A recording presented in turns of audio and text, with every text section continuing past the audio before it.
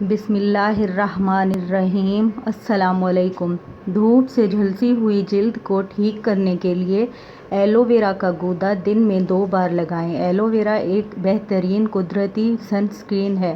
Night کریم سے خراب ہونے والی جلد پر ایلو ویرا لگانے سے جلد ٹھیک ہو جاتی ہے۔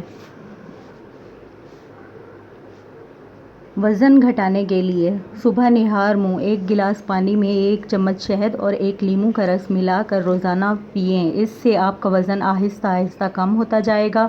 لیموں کا اچار کھانے سے بھی وزن کم ہوتا ہے۔ روزانہ کھیرے، سیب اور بند گوبھی پر لیموں کا رس ڈال کر کھانے سے بھی وزن کم ہوتا ہے۔ تازہ نیم گرم دودھ کو ہاتھوں اور چہرے پر روئی کی مدد سے لگا کر مساج کریں، پھر 15 منٹ بعد ٹھنڈے پانی سے دھو لیں۔ اس سے جلد پر موجود داغ دھبے صاف ہو جاتے ہیں اور رنگ بھی گورا ہو جاتا ہے۔ ویڈیو اچھی لگے تو پلیز لائک، شیئر اور کمنٹ کر کے ضرور بتائیے گا۔ سبسکرائب کریں میرے چینل کو تاکہ میری ہر نئی آنے والی ویڈیو سب سے پہلے آپ تک پہنچ سکے۔